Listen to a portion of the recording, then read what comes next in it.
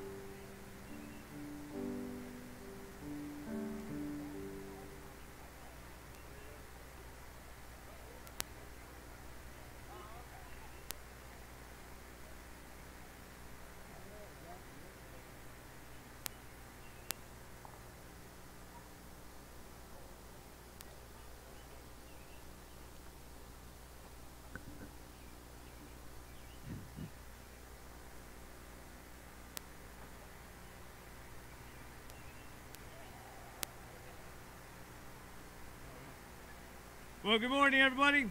Welcome to this year's City of Troy Memorial Day ceremony. I'm Russ Harden, and I'll be your MC for today's event. So, Memorial Day is a federal holiday for remembering those who died serving their country.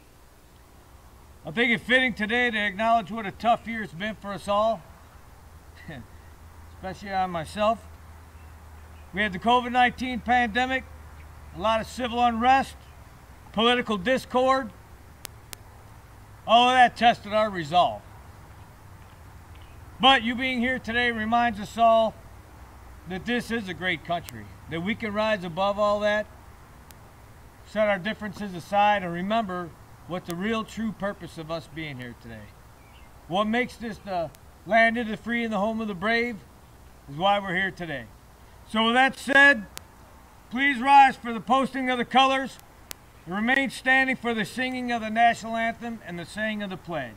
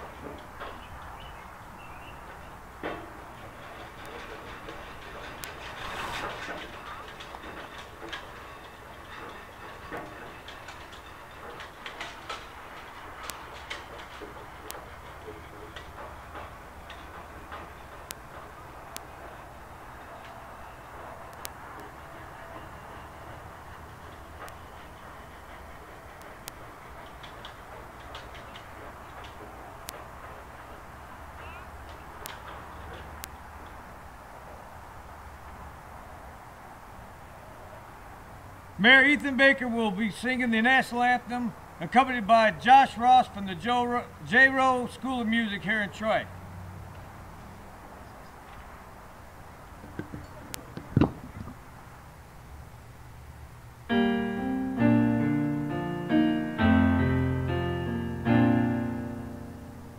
Oh, say, can you see by the dawn's early light what so proudly we hailed at the twilight's last gleaming, whose broad stripes and bright stars through the perilous fight o'er the ramparts we watched were so gallantly streaming, and the rocket's red glare, the bombs bursting in air, gave proof through the night that our flag was still there. Oh, say, does that star-spangled banner yet wave o'er the land of the free and the home of the brave?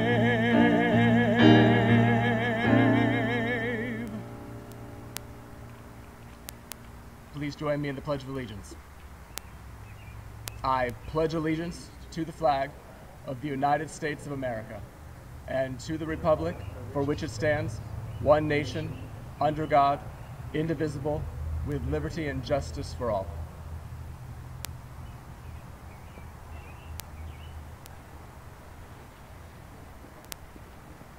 Thank you, Mayor. Ladies and gentlemen, please be seated. I now ask the Troy Police Department Chaplain, Pastor Bob Cornwall from the Central Woodward Christian Church, to come up and give us the invocation.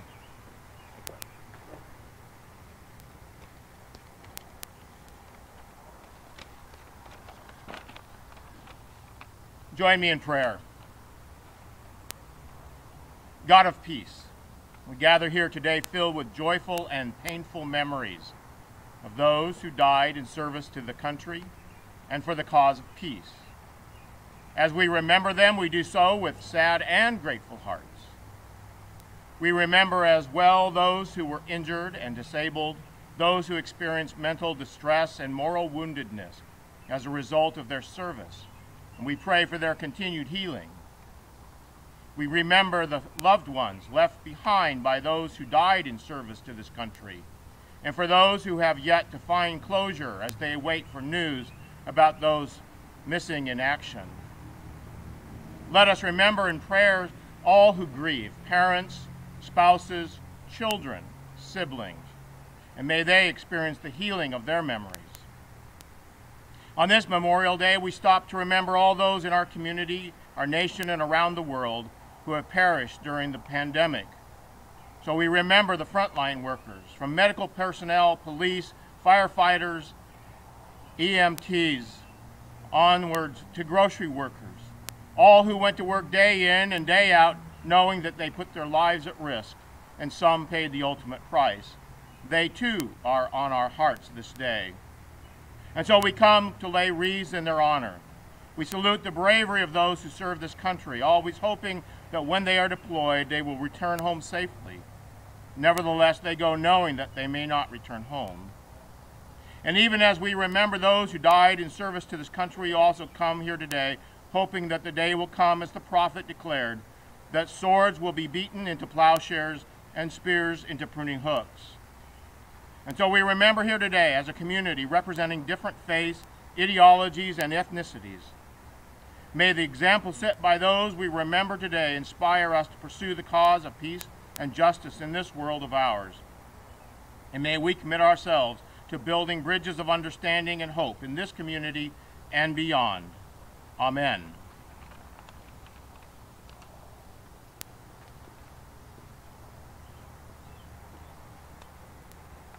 Thank you, Bob. Okay, I'd now like to introduce the dignitaries with us today. Please stand when I call your name and remain standing till everyone's introduced. And I ask that you hold your applause till the end. Mayor Ethan Baker. Pro Tem Mayor Teresa Brooks. Councilmember Edna Abraham. Councilmember Rebecca Chamberlain Grenga. Councilmember Ann Erickson Galt. Councilmember David Hamilton. We have former Mayor Gene Stein with us. City Attorney Lori Bloom. Community Affairs Director Cindy Stewart, who makes all this possible. We have former Council Member Dave Lambert.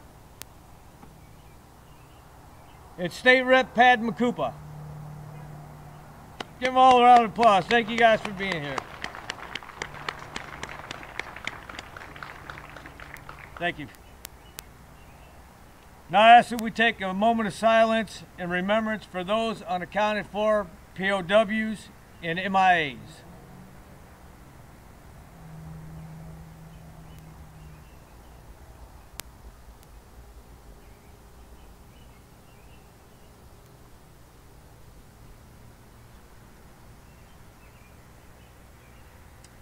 Thank you. It's now my pleasure to introduce today's keynote speaker, retired Army Brigadier General Donald Schenck. General Schenck is a veteran of the Iraq War, has had a wide-ranging career spanning almost 5 decades of service to America's soldiers and veterans through positions in the Army, industry, and as a volunteer. During his 35-year military career, he led a variety of operational and acquisition organizations focused on protecting America's freedom. He commissioned as an armor officer and has held operational assignments at the company through division level during peace and war.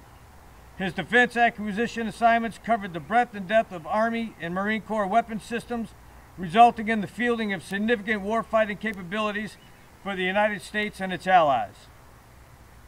Upon retirement from the Army, he embarked on a civilian business career, allowing him to continue his support to the nation by focusing his efforts on protecting those who protect America's freedom.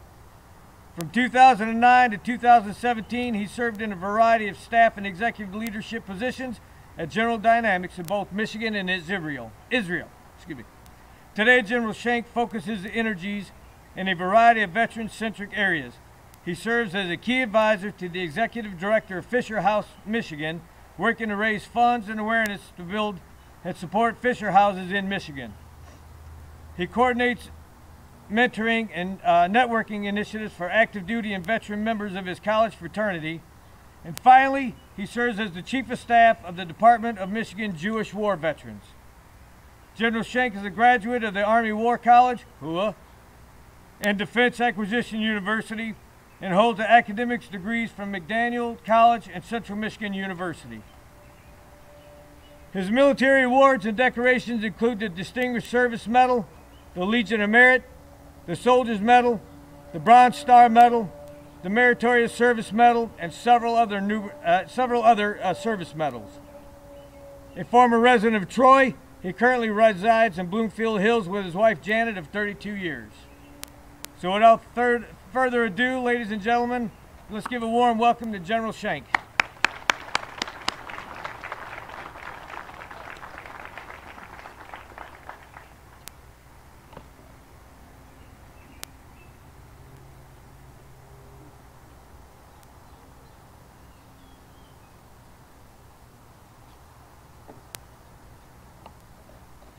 Thank you, Colonel Hardin, for that kind introduction.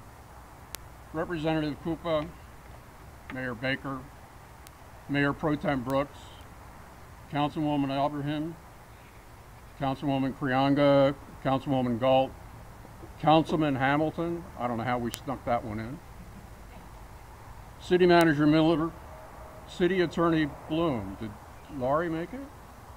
There she is. Mayor Emeritus Gene Stein. Pastor Cornwall, thank you for that invocation. Members of the Troy Police Honor Guard. And of course, as you've already heard, Community Affairs Director Sydney Stewart, without whom none of this would have been possible.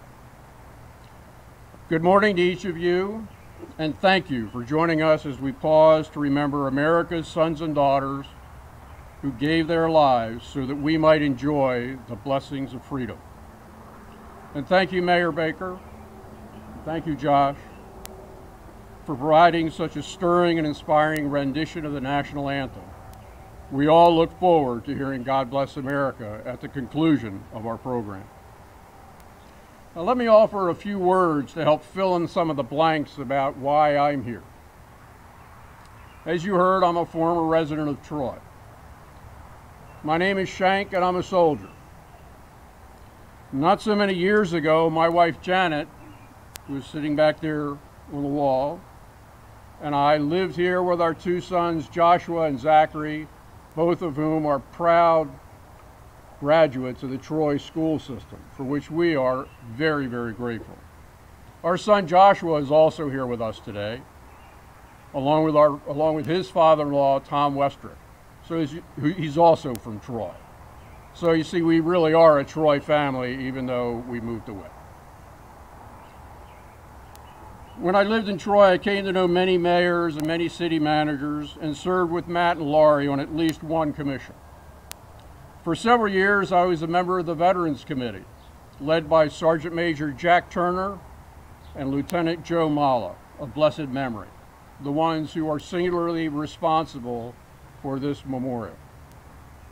And I am so very pleased that this plaza remains here and is not subject to the same kind of controversy as that surrounding the one in Royal Oak. But my purpose today is not to discuss that or other political controversies, but rather to reflect and to remember those whom we honor this last Monday of May at Memorial Day. Now, many of you have gathered at this space or others like it from year to year and listened as distinguished military, civilian, and civic leaders have shed light on their personal interpretations of this day and of its meaning. In the process, you undoubtedly learned the origins of this day as Decoration Day in the 19th century and its transition to Memorial Day in the 20th century. You may have relived the deeds of America's soldiers, sailors, airmen, Marines, Coast Guardmen, and merchant mariners. And soon you will no doubt add the name Space Force. You may have celebrated their accomplishments in the preservation of freedom and liberty, even as you grieved at the loss of a loved one snatched too soon on the field of battle, in aerial combat, or to the depths of the sea. You may have paused each year for a few brief moments to reflect on the lives, the actions, and selfless sacrifices of those who gave their last full measure of devotion, that we might survive individually and as a nation. Now, please permit me a few brief moments to explain a few aspects of this holiday that merit special mention, as their subtleties may be lost, especially on those without a legacy in the profession of arms. Conventional wisdom ascribes to General John A. Logan of the Grand Army of the Republic the idea of Decoration Day, to be observed on the 30th day of May of each year, a tradition which began in 1868. But the true origins of what we call today Memorial Day date to the period immediately following the American Civil War. On the 1st of May of 1865, the first documented act for observing the service of those killed in combat occurred in Charleston, South Carolina, when approximately 10,000 emancipated slaves and other free men staged what was then characterized as a parade around the race course and jockey club of Charleston. Now, you might ask, why there? Why Charleston? History records that as many as 260 Union soldiers had been held prisoner there and had died of wounds or exposure, and were interred in a mass grave immediately behind the racecourse grandstand. The parade, which honored their service, included about 3,000 black children carrying bouquets of flowers and singing John Brown's Body. The parade also included soldiers of the 54th Massachusetts Infantry Regiment, an all-black regiment that served almost 2 continuous years in the Deep South. That same regiment was made famous by the 1989 movie Glory. Thus were honored the so-called martyrs of the racecourse, whose remains were subsequently exhumed and reinterred at the Beaufort National Cemetery in the South. Soon thereafter, local springtime tributes to Civil War dead were also recorded in other parts of the South. One of the first occurred in Columbus, Mississippi in April of 1866, when a group of women visited a cemetery to decorate the graves of Confederate soldiers killed at the Battle of Shiloh. Nearby were the graves of Union soldiers, neglected because they were, after all, the enemy. Disturbed at the sight of the bare graves, the women placed some of their flowers on those graves as well. Remembering our fallen knew no ideological boundaries then, nor should it now. Today, many cities lay claim to being the birthplace of Memorial Day. Both Macon and Columbus, Georgia, claim the title, as well as Richmond, Virginia. The village of Boalsburg, Pennsylvania, claims it began similar observances in October of 1864. A stone in Carbondale, Illinois, the wartime home of General Logan, whom we talked about earlier, carries the statement that the first Decoration Day ceremony took place there in April of 1866. It is, however, to the town of Waterloo, New York, that the official title of the birthplace of Memorial Day has been ascribed. Now, again, you might ask, why Waterloo, New York? It was there on the 5th of May of 1866 that a ceremony organized by town officials honored veterans who had fought in the Civil War. Businesses closed, residents flew flags at half-staffs, marching bands conducted parades to each of the 3 community cemeteries to decorate the graves of the fallen. The supporters of Waterloo's claim say that earlier observances, such as those previously described, were either informal or not community-wide or simply one-time events. Thus, we see the significance of local government in action. It must have been enough for 100 years later, in 1966, the United States Congress and President Johnson officially declared Waterloo, New York as the birthplace of Memorial Day. So how do we go from the 5th of May to the last Monday in May? Well, for that, again, you get to thank the United States Congress.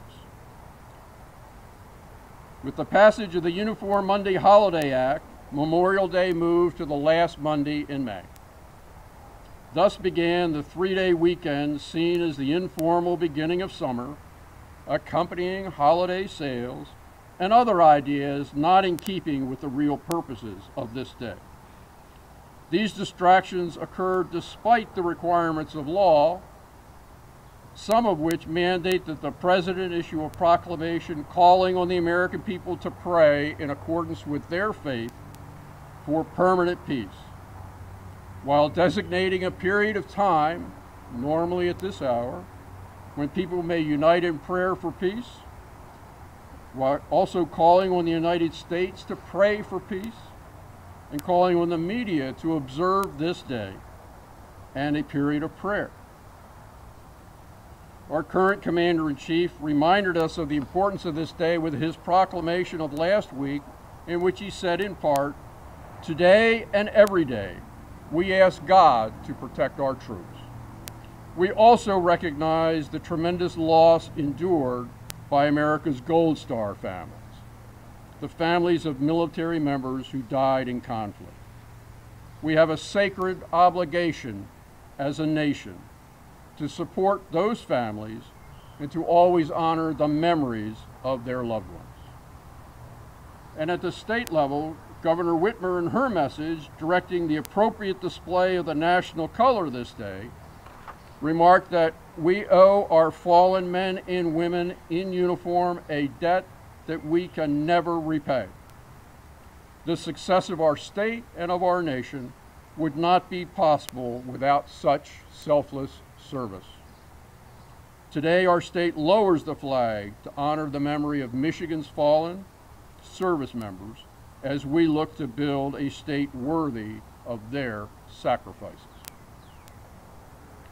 Therefore, Old Glory will remain at half-staff until noon, when the Troy Police Honor Guard return her to her rightful full-staff position in recognition of the fact that no foe, seen or unseen, can defeat us as a nation united.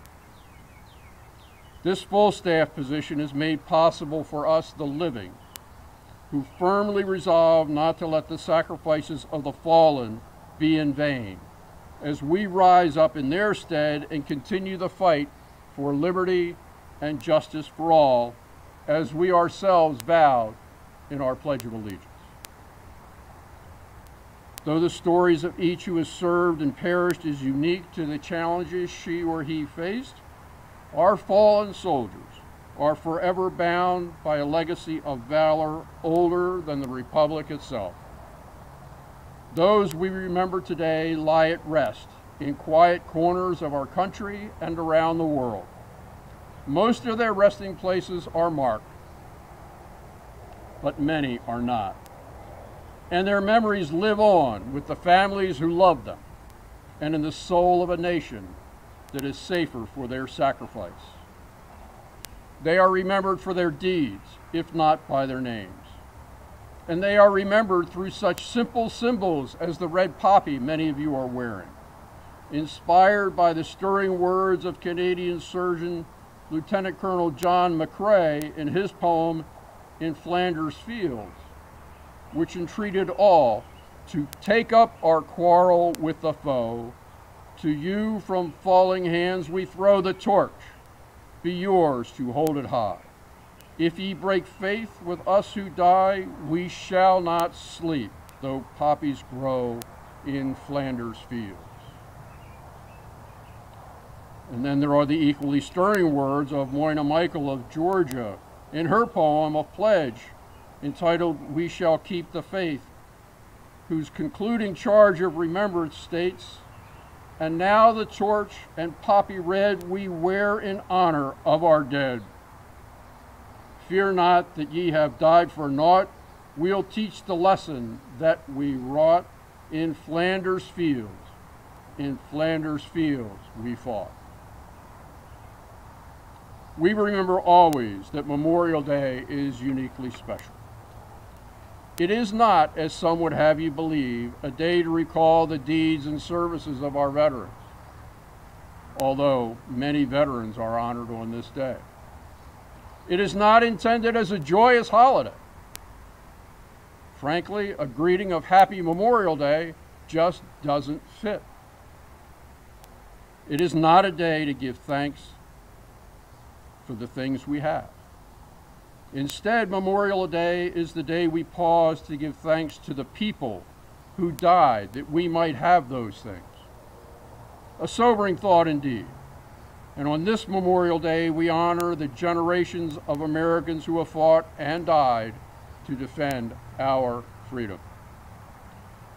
Today, all who wear the uniform of the United States carry with them the proud legacies of those who have made our nation great. From the patriots who fought at Lexington and Concord, to the troops whose day at the beach was at Normandy or Biak on the 6th of June of 1944. Common men and women of extraordinary courage have, since our earliest days, answered the call of duty with uncommon valor, steadfastness of purpose, and unwavering devotion. From Gettysburg to Iwo Jima, from the Chosin Reservoir to Way City, from Mogadishu to Sarajevo to Kandahar, America's sons and daughters have served with honor and distinction, securing our liberties while laying a foundation for the lasting peace for which we pray this day. On this solemn day in which Americans unite in remembrance of our country's fallen, we also pray for our military personnel and their families, for our veterans, and all who have lost loved ones. As a grateful nation, we carry the selfless sacrifice of our fallen heroes in our hearts, and we share the task of caring for those they left behind. In his second inaugural address in the midst of the Civil War, President Lincoln called on our embattled nation to care for him who shall have borne the battle, and for his widow and his orphan, to do all which may achieve and cherish a just and lasting peace among ourselves and with all nations. On this Memorial Day and every day, we bear a heavy burden of responsibility to uphold the founding principles so many died defending, and to never forget the sacrifices of the fallen, the trials of those left behind, and our continuing obligations. In a past visit to Washington, D.C., my family and I paid our respects to the fallen of World War II at the World War II Memorial, the fallen of the Korean veterans at the Korean War Memorial, and, of course, at the Vietnam War Memorial. You cannot walk away from these hallowed places without a sense of awe and wonder for the sacrifices made in defense of our country and its founding principles. I believe all of us should periodically make that trek and pay homage. Several years ago, a Baker Middle School student, reflecting on the names at the Vietnam Memorial in Washington, penned a short story recording those who fell. And she wrote, "In my mind, I could see them standing around me in what was left of their tiger-striped, tattered camouflage. Blood-covered, dirty calluses had formed on their hands, and memories of home were lost in the emptiness of their stares. I saw beside me the American flag, still and unmoving in the bustling air. I shivered at the eerie sight. Suddenly, I felt that I wasn't alone, as though I were in the presence of a soldier. I paused, not believing in my feelings. A chill went down my spine as I felt a touch on my shoulder. I turned to see a woman, a mother with tears in her eyes, reading the name of her son. At that moment, I realized that the soldiers have not been forgotten. They live on in our hearts now and forever. As I turned to leave, I hesitated, looked back at the wall, and said aloud, 'Thank you.' And I swear I heard a voice carried on the wind whisper, 'Never forget.'" That was a middle school student. Let us never forget all who served and remember the sacrifices of the more than 58,000 whose names are recorded at the Vietnam Memorial. And to our veterans here today, men like Mike Kerr, men like my good friend Carmen Mealy, I say again, welcome home. Welcome home, brothers. We end this day of May, this month of May, with Memorial Day. seen by some as a welcome break from work, a time for outdoor barbecues, or a day at the lake, Memorial Day remains above all an opportunity for Americans to come together to pray and pay tribute to all of those who have fought and died in defense of our freedom. It is a day to reflect on the service and sacrifice of these heroes and to honor those American families for whom Memorial Day is another day of grief and another day of longing for their loved ones. This Memorial Day, the American people pay particular tribute to the generation who stepped forward after the attacks of 11 September 2001 and volunteered to put their lives on the line in far-off lands to protect our nation. Today we remember more than 7,000 soldiers, sailors, airmen, Marines, Coast Guardmen, and Department of Defense civilians who have paid the ultimate price for us to live in safety over the last 20 years of war. I remember in particular my good friend Major General Harry Green, who was killed in Afghanistan. They and their friends, they and their families have all paid a heavy price so that we could be more secure, and because of their sacrifice, the torch of freedom burns brightly. Regretfully, after this period of remembrance, some will lose the moment of the hour and fire up the grill, put on the sunscreen, yes, even today, head to the lake, or prepare to watch baseball, or get that I simply gotta have it item that's now on sale. When my family and I left Troy in 2012, we moved on a work assignment to Israel, as you heard. Each spring, we marveled at the sense of gravity that overtakes all in that country when everything stops to recognize a moment of remembrance. Now, some might say, why don't we do that in America? Well, what you may not know is this. In 2000, the President signed the National Moment of Remembrance Act that, among other things, designated the minute beginning at 3 p.m. on Memorial each year as the National Moment of Remembrance.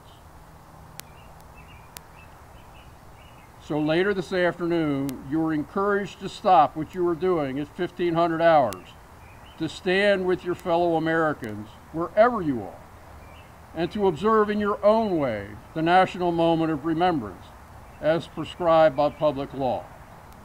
One small step of public remembrance. Now, let me help you. Reach into your pocket and pull out your phone. It's not often a speaker encourages you to do this, I know. Somewhere on there is a clock icon, and somewhere within that clock icon is an alarm function. Set your phone for 3 p.m. so that you'll remember. And when the alarm goes off, you'll know what to do. Today we have joined together to remember the fallen. We remember all who have borne the battle, whose devotion to duty has sustained our country and kept safe our heritage as a free people in a free society. Though our hearts ached in their absence, we find comfort in knowing that their legacy lives on in all of us. In the security that lets us live in peace, the prosperity that allows us to pursue our dreams, and the love that still beats in those who knew them. To that end, allow me to close with the words of Alden Solovey in his poem, The Last Soldier. When the last soldier passes on, when armies are disbanded and militias discharged, when weapons are abandoned and armor discarded, your mission will at last be over. For you know the soldier's secret. Yours was not a mission of war, nor a mission of ruin. Yours was not a mission of destruction, nor a mission of death. Your mission was honor, loyalty, service. Your mission was to end violence, tyranny, and despair. When the last soldier passes on, when the uniforms are retired and the final grave filled, we will remember all who served and sacrificed for our nation. Until then, God of old, watch over our soldiers and our veterans. Renew their courage, rebuild their strength, heal their wounds. Bind their hearts with your steadfast love. Remember them, bless them, sustain them, and give them peace. And let us say, Amen. Thank you.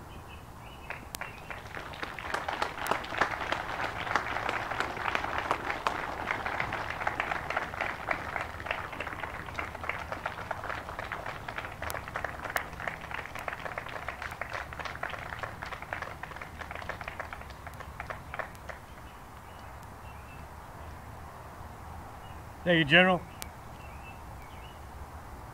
Josh Ross will now play each military service song. I'd ask that you stand when your service song is played. Josh?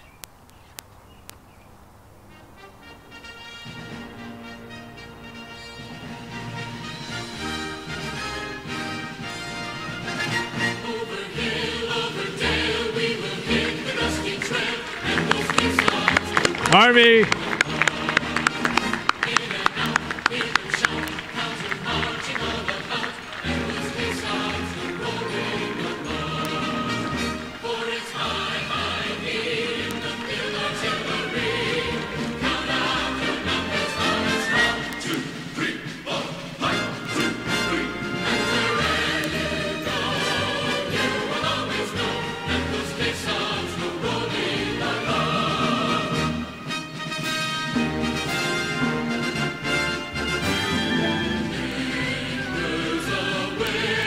Navy.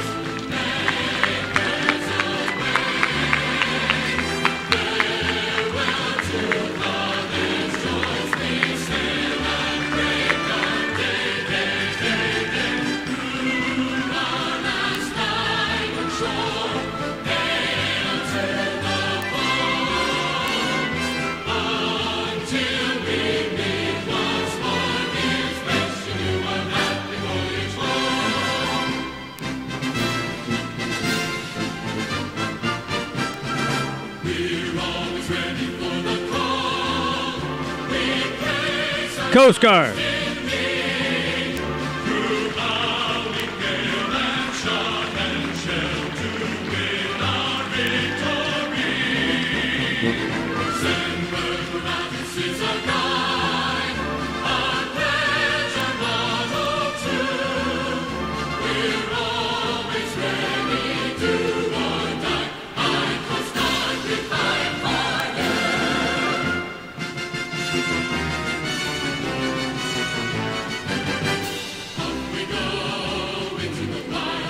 Air Force.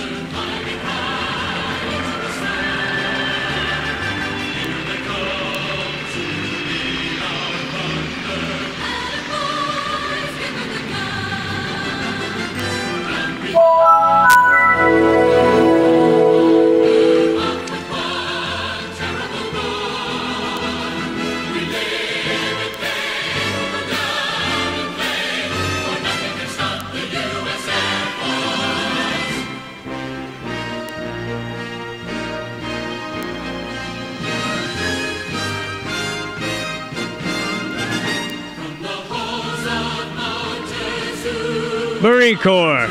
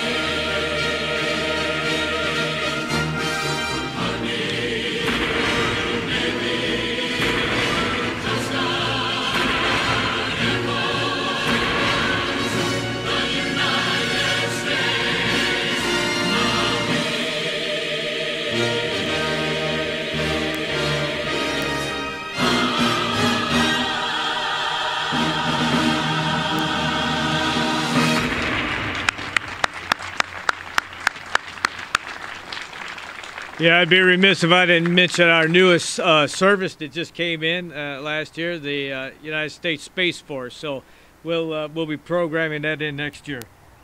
Okay, at this time, I'd like to call up longtime Troy resident, retired sergeant from Troy Police Department, Michael Kerr. He served as an infantry company commander in Vietnam, and he'll deliver a tribute to his fallen comrades. Mike?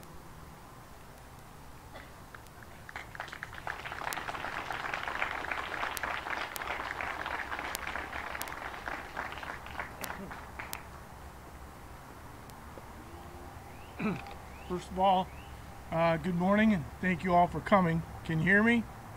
I got 80% hearing loss, so please bear with me. If you have cigarette butts, you want to plug your ears, I'm going to tell you a couple of war stories. I'm a Vietnam veteran. Married my high school sweetheart in row 3, and yep, gay, and was in San Antonio, Texas, shooting number 2 gun in the 4th Army Rifle Team, and got the call. I left. Gay was 5 months pregnant. I went to Vietnam, and they gave me my rucksack, my stuff, my rifle, and they helicoptered me out to LZ Mile High. May have seen it on TV, heard it on the radio, north end of the Ia Drang Valley, southwest of Kon Tum. They told me in training that I'd go there and my platoon sergeant would be a E6 or an E5 that had been to Vietnam before. When I got there, my platoon sergeant was Art Mestis, a Spec 4 from Texas, had been in the military less than I had. They told me I was going to have a 44-man platoon. I started out with 28. We were in their backyard, and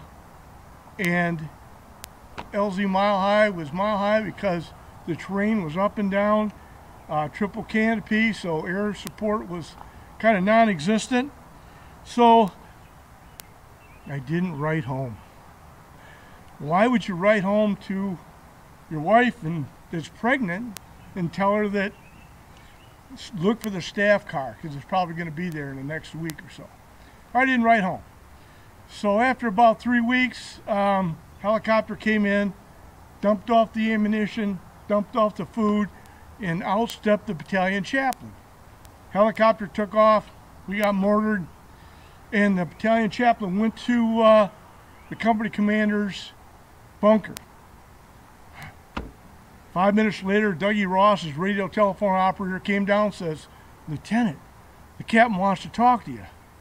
I go, "I just been out for 5 days. I couldn't have done anything wrong." So I go up to Captain Laird's bunker. He said, "Lieutenant?" I go, "Yes, sir." He says, "You have family at home?" "Yes, sir." "Have you written home yet?" He gave me a pen, he gave me stationery, and he gave me envelopes. He said, "Lieutenant, before the battalion chaplain leaves, you'll have a letter written home to your family." "Yes, sir." I went back and lied like a jewel thief. "Oh, honey, free helicopter rides, down and on and on and on and on." I went back to Captain Laird and said, "Captain Laird, here's the letter, and here's your stationery, your pen, and your envelopes back." He said, "Lieutenant, you keep this, because we're not going to have this discussion again, because this is not all about you."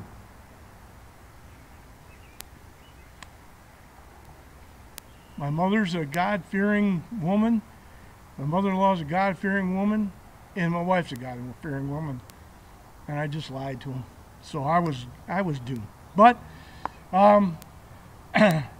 we continued on. After on November 11th, 1968, 3 men in my platoon were killed. Gary Rust, a new guy, was from Massachusetts. He was 21 years of age. He had 4 brothers and 4 sisters at home. He never had a penny sent to him out there, but what he liked to do is he liked to play cards. So the guys would give him their 4 packs of cigarettes, and when we were on a fire base, he'd play cards with their cigarettes and double or triple their cigarettes, and they loved him. Second fellow was killed was Leslie Bratton. We called him Preacher. He was from Louisiana. He wanted to become an ordained minister, and Preacher carried a Bible with him at all times. And those of you that have been in the field know that you don't know whether it's Tuesday, Friday, Sunday. You only know when your DROS date is. Preacher, every Sunday, he said, "Lieutenant, can I have a few minutes?" Didn't matter where we were. Take out his Bible, and those men in the platoon or those men in the company that wanted to attend his service, he would give them Sunday service. Preacher. He was 24. Jim Humphrey, we called him Hump. He was a student at University of Kansas, when the war started. He quit school and going to serve his country. Hump was built like a middle linebacker. We call him Hump because we were out there for a few days, and everybody had to carry their M60 ammo, extra water, law rockets or extra claymores, and when somebody started to get fatigued, Hump would go over and grab their machine gun ammo. It got to be time where his squad leader left. Neil Fanning ended up being, he left. Neil Fanning ended up being one of the most sought after oral dentists in California. But we had to replace him. He was a good guy. So the squad leaders and platoon sergeants sat down, it's got to be Hump. Hump's got to be the new squad leader. So I says, "Hump, come up." I says, "Hump, would you like to run 3rd Squad?" He says, "Yes, sir, I will. However, could you give the stripes and the money to Howard Johnson?" Howard Johnson was an African-American young soldier from Philly. He had a wife and 2 kids at home. So Hump wanted the money and the stripes to go to him, and Hump ran the squad. That's the kind of people they were. Well, I got promoted with Major Laird. I got promoted to 1st Lieutenant. I went one way, and Major Laird went the S3, went the other way. It got to be the 21st of January, and Delta Company, our company, got pinned down, beat up there in Chupa-Matsip, which is in the Ia Drang Valley. Captain Laird, being an S3, didn't have to do it. He got Alpha Company because they'd shot down a rescue helicopter and went out to pull his guys back. I was down in the valley with the 11th Armored Rangers trying to intercede and keep the NVA from getting back home, and we did that. When I got back to base camp, I learned that Captain Laird had been killed. Captain Laird had been killed, and Dougie Ross, his RTO, was missing in action. Dougie Ross was missing in action to his family from January 22nd, 1969 until 1998. So I know what MIA means. So Jerry Laird was killed, and my unit, 35th Infantry Regiment, has a reunion every year. My guys call. I got 5 calls from my men from Vietnam this weekend already. They called, "Lieutenant, you got to come down. You got to come down." So Gay and I went to the reunion in Orlando, Florida, the end of July. But we got good rates, but it's hot the end of July in Florida. So you go in, you sign up, put your name tag on. I'm walking down signing up for what I want to do, and there's the distinguished looking lady, gray hair, long summer dress down to the floor, high-heeled shoes on. Right next to her is a distinguished looking lady, same thing, hair done to the nines, light dress all the way to the ground, high-heeled shoes. And they're looking. Pretty soon I get up close, and she said, "Lieutenant Kerr." "Well, yes, ma'am." She said, "I'm Zema Laird. I'm Jerry Laird's widow. He wrote home about you. I'd like to give you a hug." Walked over and gave her a hug, and she held me up a little bit, and she said, "This is his daughter, Lisa." I said, "Geez, let me give you a hug."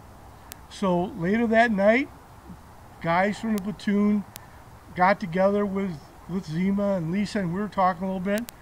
Lisa said, Mike, tell me a story about my father. And these people that come to our reunions that are aunts, uncles, sisters, brothers, mothers, and fathers, they don't want to know how they died. They want to know who they were, what their job was. Was he a good soldier? So anyway, I said, I have a story for you, Lisa. And I told her the story about her father making me write home. And she started to tear up. This is not why I told the story. Mom, Zima says, you don't understand, Mike. When Jerry was in Vietnam, Lisa was 3. He'd write a letter home to me as often as he could, and he'd write a letter home to his 3-year-old daughter. When his 3-year-old daughter, turned 16, Zima gave these letters to her 16-year-old daughter so she could hear the word of her father.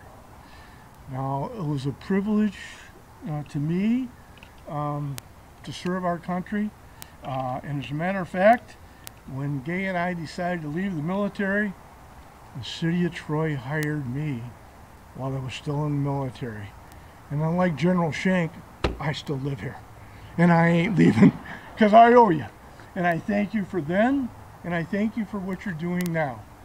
Because we shan't forget them, because they were great men, unselfish men, and sought only to serve their country. And they did it well. So thank you very much. I appreciate you coming today, and we won't forget them. Thank you.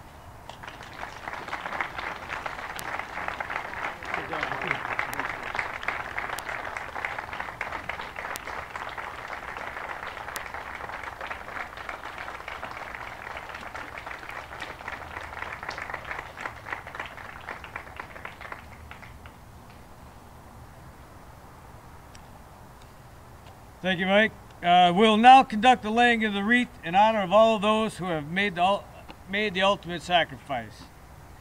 Please rise and remain standing for the rifle salute and playing of the taps. General Schenck, sir.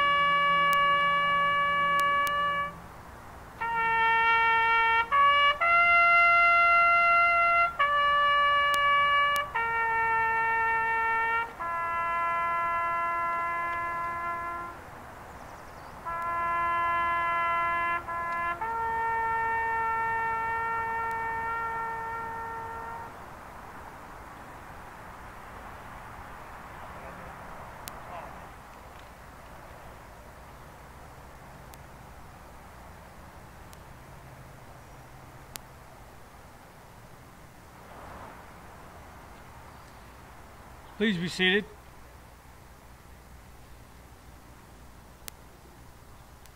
So I'd like to thank everybody for attending today, this great important ceremony.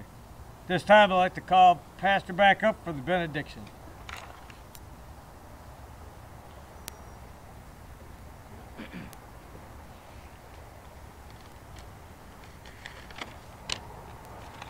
Thank you, Russ. Thank you all for coming today. I've been doing this on a regular basis for a number of years because, as General Schenck said to me before, is that when Cindy calls, he cannot say no. The same is true for me. I'm not a military veteran. I've not been personally touched by those who have died in service to country. My father was a veteran. My grandfathers were veterans. But I come here today to help us do what General Schenck suggested this is a day to do, and that is to pray. It is good to be reminded that, well, it's easy for this day to be a day of celebration of the beginning of summer. That's not why we're here. Today is a day to remember. And so as I close in prayer, may this be a moment of remembrance and a reminder of why we're here. So thank you, General Schenck, for your words. Thank you, Mike, for your words and for your commitment, because as I've been here for these events, I know you've always been here and have been kind of the core person for why we gather. So thank you for all of that. So would you join me in prayer? Let us go forth from this place with grateful hearts. In a spirit of hope, we pray that peace will prevail in this world of ours. Having remembered and celebrated the lives of men and women who served this country and died in its service, we remain grateful for the freedoms that we have and treasure as a nation, which draws its lifeblood from the contributions made by the many different peoples who inhabit this land. We give thanks for our diversity as a community and as a nation. Let us not take this blessing for granted. May we go our separate ways, having honored the memory of those we celebrated here today, committing ourselves to the principle of loving our neighbor. And as such, we may honor them, those who died in service to country, by committing ourselves to serve the community, the nation, and the world, so that peace and justice may prevail among us all. Amen.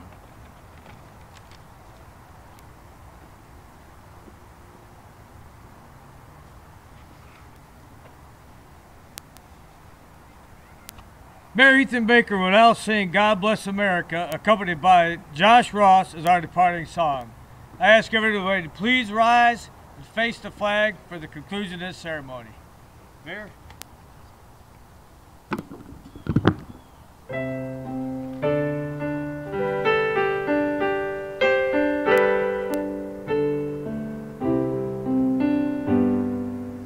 God bless America, land that I love. Stand beside her and guide her through the night with a light from above. From the mountains to the prairies to the ocean wide with foam. God bless America, my home, sweet home. God bless America, my home, sweet home. Please join me. God bless America, land that I love. Stand beside her and guide her through the night with a light from above. From the mountains to the prairies to the oceans wide with foam. God bless America, my home, sweet home. God bless America, my home, sweet home.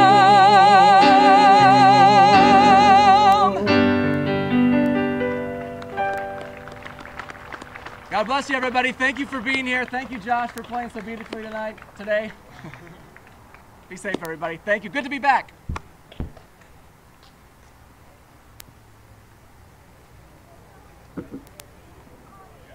Honor guard, dismissed.